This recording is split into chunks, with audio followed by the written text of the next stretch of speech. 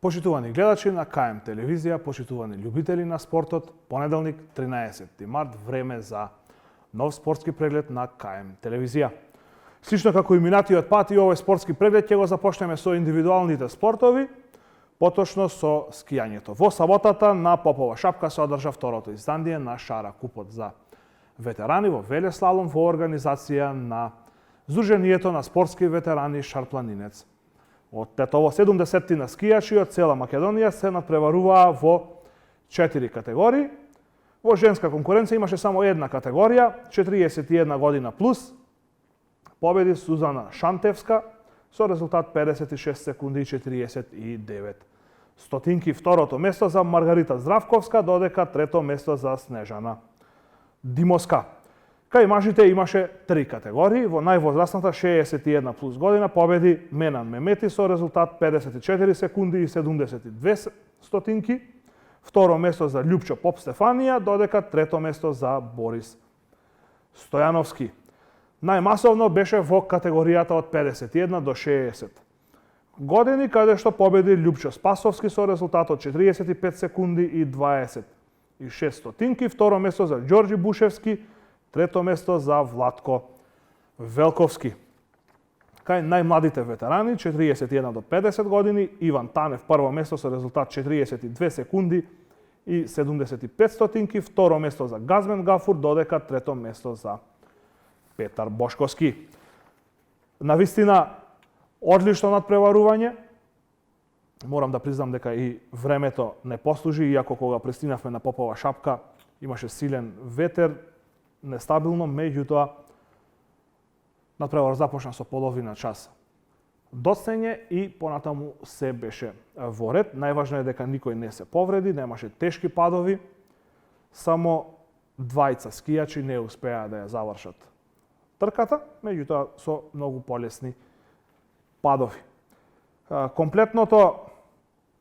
Комплетната снимка од вториот Шара куп за ветерани ќе може да го гледате премиерно утре на КМ телевизија со почеток во 20 часот, а сега во продолжение ќе ги погледнеме изјавите од сите четворица победници, потоа од директорот на трката Владимир Петровски, како и од директорот на скијачкиот центар Попова шапка Живе Алексовски. Сузана Шентевска, победник во женска конкуренција на Шара куп за ветерани. Шентевска, најпрво вашите импресии, како сте задоволни од тоа што го скијавте и од победата? Супер сум задоволна. Не очекував дека ќе освојам прво место, мислев дека ќе бидам втора, трета, во секој случај очекував медаља. Како сте задоволни од организацијата и општо од сезоната на Попова шапка оваа година? Само пофални зборови. Мене Попова шапка ми е во срцето. Моментално живеам овде на Попова шапка од 4 јануари заради пандемијата и се е одлично, многу подобро од претходни години. Посетеноста за разлика од претходните години, бидејќи знаеме дека сега сме во насред пандемија со COVID-19. Има луѓе, се надевам дека и во март се уште ќе има скијачи, бидејќи сезоната треба да трае најмалку уште 1 месец според мене. Менан Мемети, победник во категоријата мажи 61 година плюс на велеслалом за ветерани на Шара куп. Мемети, како сте задоволни од оваа победа и секоја чест што се уште го имате тој надпреварувачки дух да се надпреварувате и да победувате? Благодарам за честитката. Што се однесува за осеќајот, навистина, да речем и горд сум и меѓутоа и жал ми е што од мојата генерација многу малку има што се вклучени во овие надпревари, што се навистина многу убави. Тука се среќаваме со поранешните и скијачи и другари и све, така да и евоци на спомени поранешни, но од друга страна пак ми е жал што на Попова шапка многу малце има сега организирани надпревари, да речем и републички, па Шарпланински купот што беше фамозен надпревар меѓународен на ниво на државата, сега веќе и тоа згасна. Но јас се надевам дека во иднина со младите кадри и младата снага, па еве и вие и вашата медија и другите медии ќе направат нешто повеќе за Попова шапка да живне, бидејќи јас како искусен скијач што сум бил низ Европа, па и до Америка на Олимпијада, јас не сретнав вакви убави терени како на Попова шапка што ги има и ние сепак треба секако да инсистираме Попова шапка да живне и да стане едно од најубавите скијачки центри ако не во Европа, во Балканот.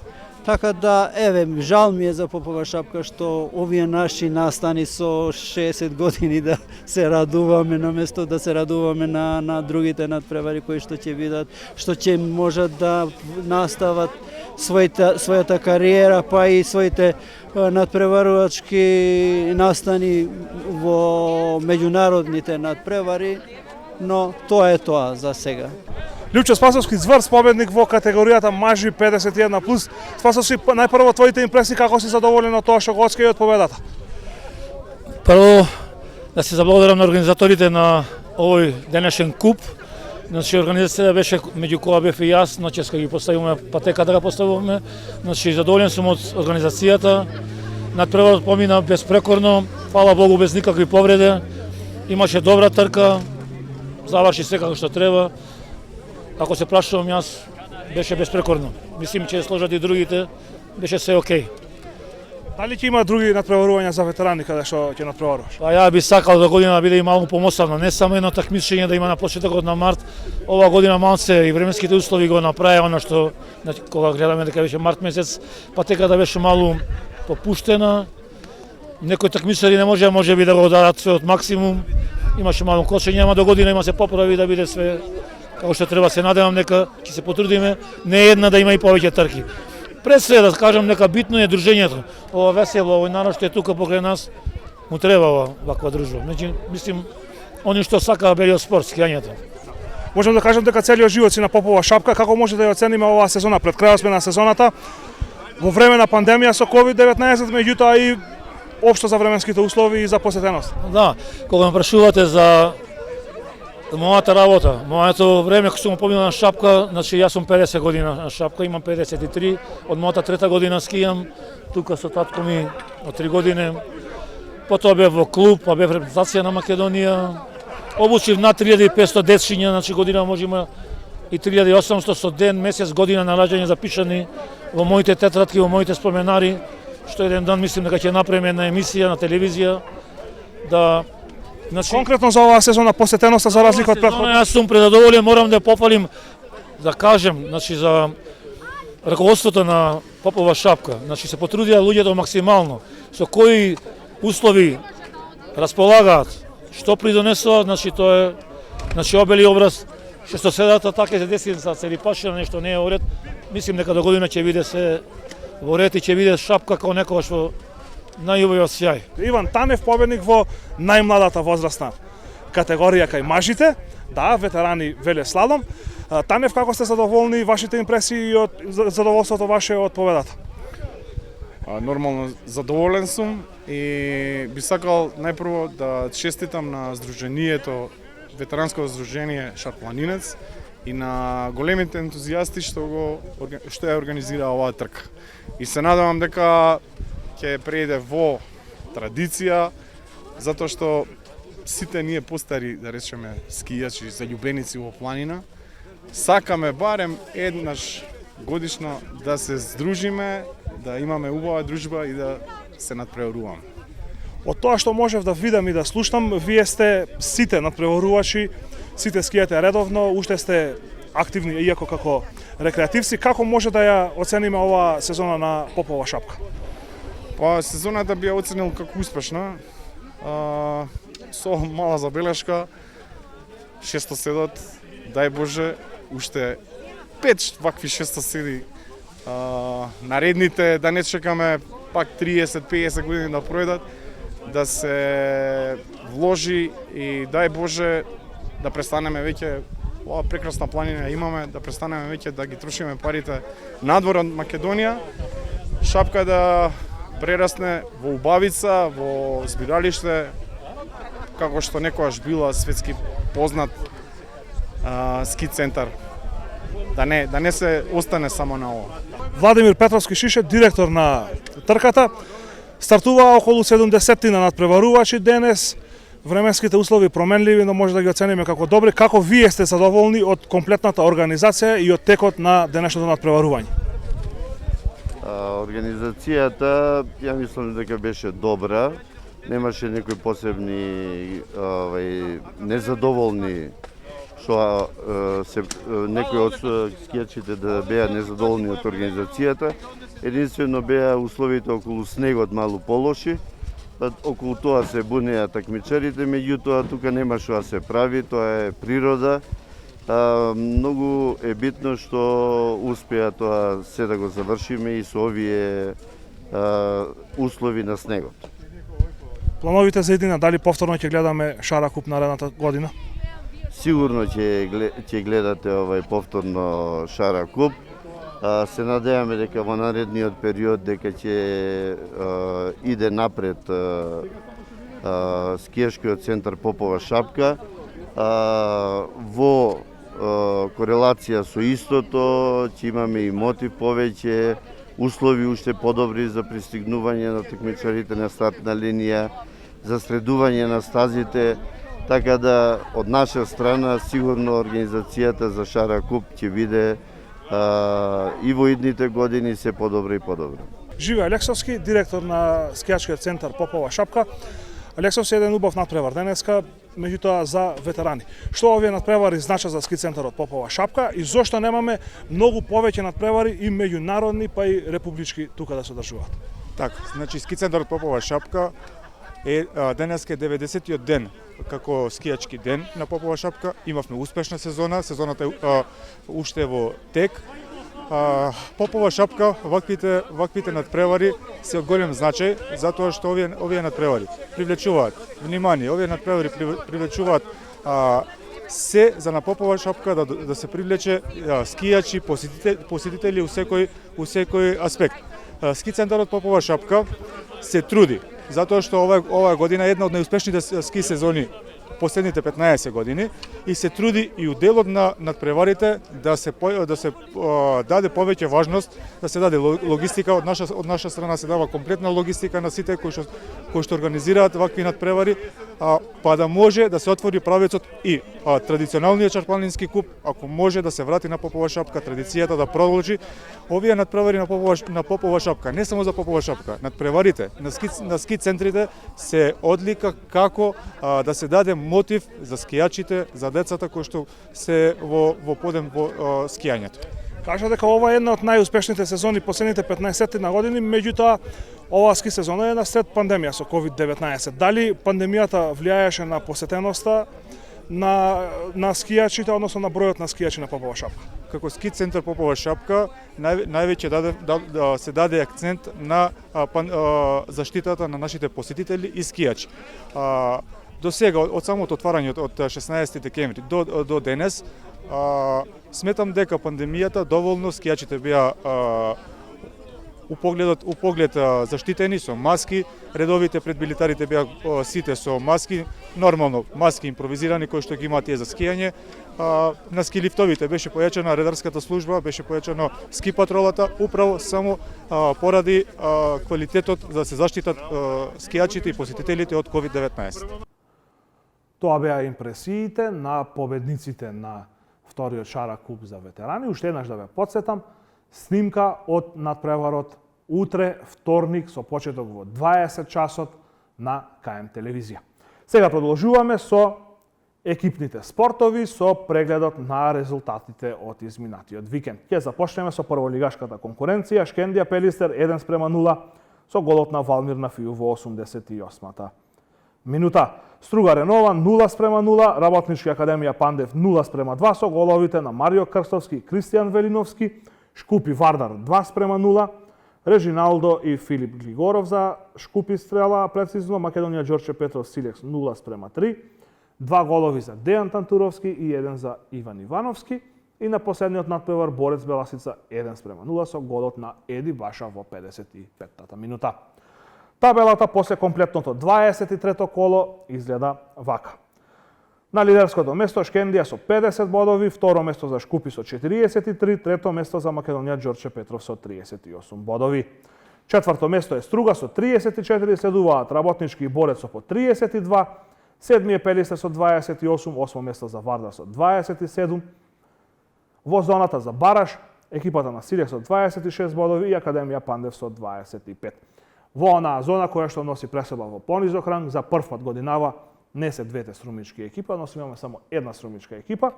11 место за Ренова со 24 и последно место за струмичка Беласица со 13 бодови. Продолжуваме со резултатите од 19-тото коло на втората лига Запад.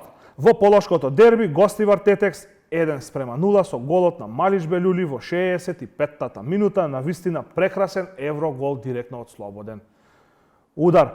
Екипата на Дрита поразена од Охрид на гостински терен со 1:0, голот го постигна Александар Целески. Скопје Влазрими 3:1 за домашната екипа, прецизни беа Христијан Кировски, Арсим Љамалари, додека Берат Исмаил си постигна автогол за гостите од Кичево, прецизен Махир Ајрули во 71-та минута. Велешта Кадино 2:0, Малески и Даути, додека екипата на Кораб беше слободна ова коло, бидејќи, како што знаеме, Вардар Форино е дисквалификуван и нема да игра во овој трет круг.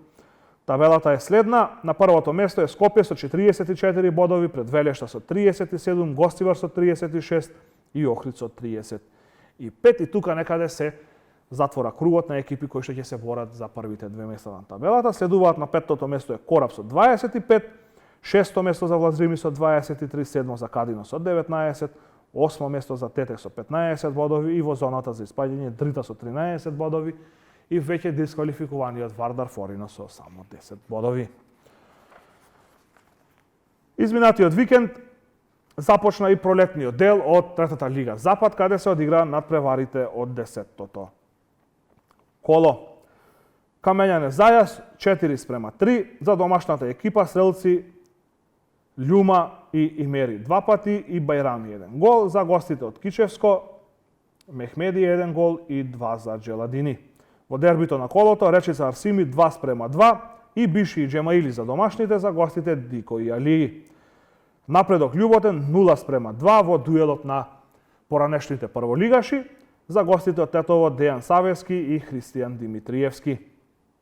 Пролетер Тумчевиште Трабзонспор 2:2, прв бод за екипата од Гостиварско, за домашните двата погодоци Дело на Лазаревски, додека за гостите од Горна Бањица Срела Ибрахими и Фетаи.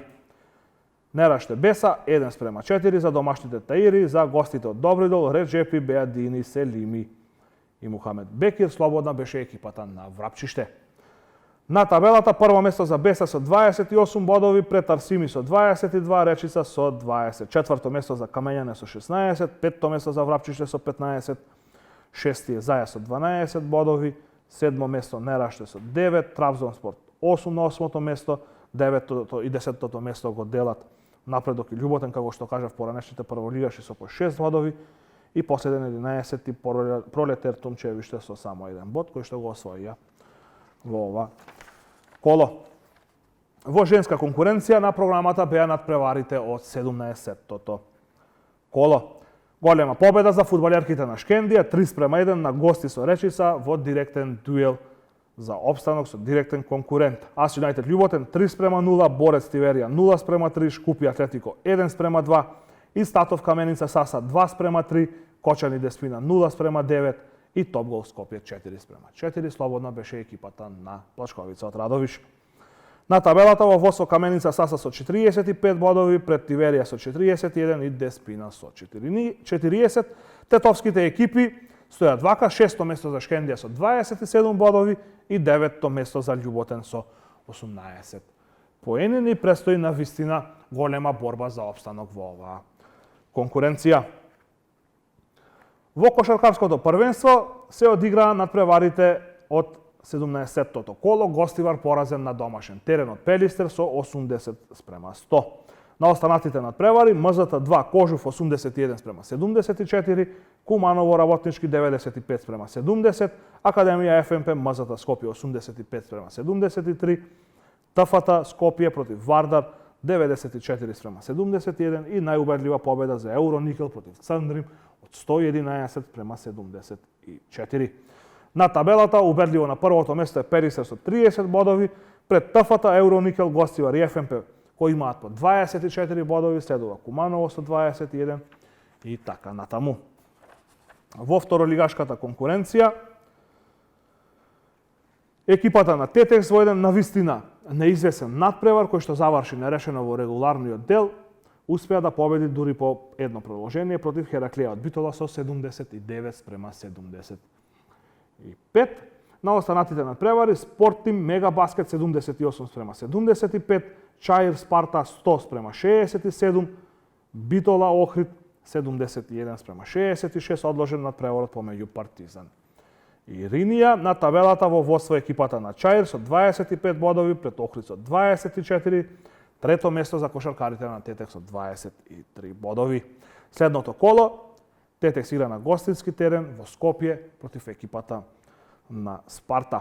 Надпреварот помеѓу Тетекс и Хераклија денес веќе еднаш го следевте на програмата на КМ телевизија, а ќе може да го проследите и утре со почеток во 17 часот и 30 минути, односно веднаш после првите вести, што значи дека утре ќе може да гледате и кошарка и скијање, навистина богата спортска програма на КМ телевизија. Продолжуваме со одбојката. Во машка конкуренција на програмата беа надпреварите од седмото коло. Универзитет Тетово Вардар 3:1, Посетови 25:15, 17:25, 25:23 и 25:18. На вториот надпревар од плейофот Джио Струмица Борец 3:0. Табелата е следна: Джио Струмица на прво место со 47 бодови пред Универзитет Тетово со 37, трето место за Вардар со 30 и четврто за Борец со само 18 бодови. Во плей-аутот исто така се одигра надпреварите од седмото коло. Лирија на домашен терен ја совлада Јанта Воле со 3:1, Посетови 28:30. Првиот сет беше најнеизвесен, а потоа следуваше и комплетен пресврт на домашните со 25:21, 25:12 и 25:6. За разлика од Шкендија, за разлика од Лирија, екипата на Шкендија поразена на гостински терен од Штип со 3:1, Посетови 25:21, 26:24, 23:25 и 25:14. На последниот надпревар во оваа конкуренција Весна Пробиштип Дибра Волеј 3:0. Табелата е следна: на првото место е Шкендија со 33 бодови, следуваат Штип и Лирија со по 25, четврто место за Весна Пробиштип со 18, петто место за Јанта Волеј со 7 бодови и последен е Дибра Волеј без ниту еден бод. Во женска конкуренција на програмата беа надпреварите од 8-то првенствено коло. Во плей-офот Универзитет Тетово поразен на домашен терен од Јанта Волеј Кисела Вода со 0:3. Посетови првите два сета завршија со идентични 16:25, додека третиот 19:25 за гостинската екипа од Скопје. Наковски Волеј Струмица, локалното дерби 0:3. Колото ќе биде затворено денес со дуелот помеѓу Вардар и Работнички. На табелата во водство е Вардар со 36 бодови пред Јанта Волеј Кисела Вода со 34, додека Универзитет Тетово е на шестото место со 11 бодови.